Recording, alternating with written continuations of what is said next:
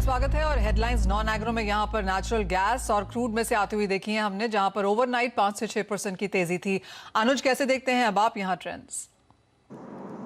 Manisha ji, good morning. देखिए, crude के अंदर हमने कल एक अच्छी रिकवरी आते हुए देखी और $105 के आसपास क्रूड के भाव आते हुए दिखाई दिए हैं। सप्लाई कंस्ट्रेंट की वजह से भावों को सपोर्ट मिला है। हालांकि जब से बाइडन होकर आए हैं साउथ अफ्रीका, मुझे लगता है कि अरब देश में, वहां पर हमें लगता है कि एक जो प्रोडक्शन बढ़ाने की बात है वहां पर देखने को मिल सकती है। तो आने वाले समय में हम थोड़ा बहुत प्रोडक्शन भी बढ़ते हुए देखेंगे, मगर फिलहाल जिस तरीके से अभी एक सप्लाई कंस्ट्रेंट है, उसकी वजह से भावों में तेजी आती हुई दिखाई दे रही है। हमें लगता है कि क्रूड के अंदर एक बाउंस बैक रहेगा, ऊपर में $107-108 तक के लेवल देखने को मिल सकते हैं। एमसीएक्स की अगर बात करें तो 8,300 8,400 तक के लेवल यहाँ पे एक बार आ सकते हैं। तो वेरी इंट्राडे पर्सपेक्टिव से हमें लगता है कि क्रूड के अंदर खरीदारी का ट्रेड देखने को मिल सकता है। 100 से ₹150 की तेजी क्रूड में देखी जा सकती है। जहां तक नेचुरल गैस का सवाल है, यहाँ पर हम एक ओवरबॉट सिचुएशन आती हुई देख रहे हैं। हमें लगता है कि 600 के आसपास एक रेजिस्टेंस रहेगा, जहां पर हम एक बिकवाली को हावी होते हुए देखेंगे। तो कहीं ना कहीं ओवरबॉट होने की वजह से और हमें लगता है कि यहाँ पे डिमांड थोड़ी कम हो सकती है हायर लेवल पे, तो बिकवाली का ट्रेड देखने को मिल सकता है। तो नेचुरल गैस में हमारा सेल का कॉल रहेगा, करीबन 600-605 के आसपास बिकवाली करें, नीचे 580 तक का लेवल देखने को मिल सकता है। 620 पे स्टॉप लॉस लगा सकते हैं। तो नेचुरल गैस में बिकवाली का ट्रेड रहेगा और क्रूड में हमें लगता है कि आने वाले दिनों में एक बाउंस बैक यहाँ पर देखने को मिल सकता है। और इसी बीच सॉल्वेंट सेक्टर एसोसिएशन की तरफ से जो डेटा आया है, उसके लिहाज से यहाँ पर राइस ब्रान ऑयल का जो एक्सपोर्ट है वो हमने 73% बढ़ते हुए देखा है। अनुज, क्लियरली बात ये होती भी रही है कि एक छोटी सी मार्केट है कंपैरेटिवली अगर हम बाकी सब कुछ यहाँ पर देखें, लेकिन जिस तरह से राइस ब्रान ऑयल में हमने एक इंटरेस्ट आता हुआ देखा है, चाहे वो हेल्थ फैट है या फिर एक सब्स्टिट्यूट ऑयल की तरफ है, आप कैसे देखते हैं ये नंबर्स?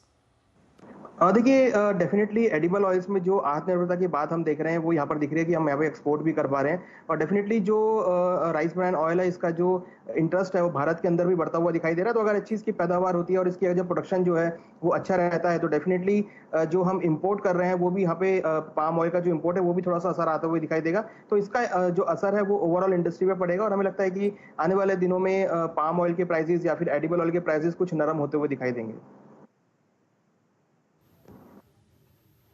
ठीक है, तो ये एडिबल ऑयल प्राइसेस पर व्यू हुआ है, लेकिन क्विकली बेस मेटल्स पर भी एक राय ले लेते हैं। रूपा, कल की रिकवरी के बाद आज वापस प्रॉफिट टेकिंग है बेस मेटल्स में, सभी 1 से 1.5% नीचे ट्रेड कर रहे हैं।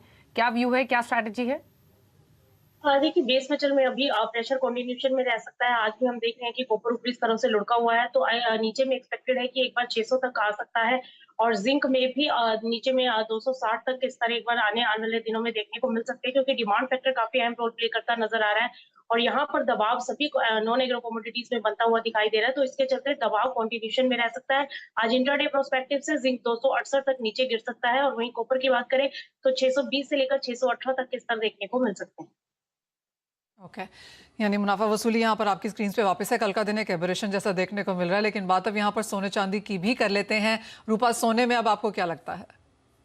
देखिए, लॉन्ग टर्म अगर पॉइंट ऑफ व्यू से देखा जाए तो सोना अभी भी बाइंग की तरफ है। इसमें जो भी करेक्शन है उस करेक्शन में लॉन्ग टर्म स्ट्रेटेजी के पॉइंट ऑफ व्यू से यहाँ पर एक अच्छी बाइंग जो है आते हुए आगे आने वाले दिनों में देखने को मिल सकती है। लेकिन हाँ, जिस तरीके से हम इसमें करेक्शन आते हुए देख रहे हैं और $1700 के नीचे सस्टेन नहीं हो पाया, एक बार फिर से $1700 के ऊपर जाते हुए देख रहे हैं, तो यहाँ पर जो रेंज बनती दिखाई दे रही है नीचे में 1680 से लेकर ऊपर में $1720 तक मैक्सिमम एक बार फिलहाल अपसाइड आता हुआ दिखाई दे रहा है। क्योंकि जिस तरीके से डॉलर के अंदर स्ट्रेंथ आ रही है, उसका कहीं ना कहीं नेगेटिव इंपैक्ट सोने के ऊपर आता हुआ दिखाई दे रहा है। तो हाल फिलहाल में करेक्शन में रह सकता है। लॉन्ग टर्म स्ट्रेटेजी इसमें रखना चाहिए, डिप पर बाइंग की तरफ रहे और इंट्राडे में बिल्कुल आज बिकवाली देखने को मिल सकती है और 50,100 के आसपास सोना जाता हुआ दिखाई दे सकता है। बिल्कुल शॉर्ट टर्म स्ट्रेटेजी रखे बिकवाली की तरफ, लेकिन लॉन्ग टर्म वहीं जो भी डिप मिले उस डिप में थोड़ा थोड़ा खरीदारी करके चला जा सकता है।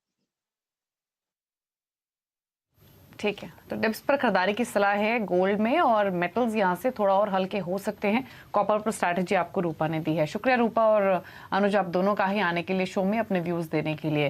रुक रहे हैं इसी के साथ एक ब्रेक के लिए। ब्रेक के उस पर आप देखिए फ्यूचर एक्सप्रेस। नमस्कार।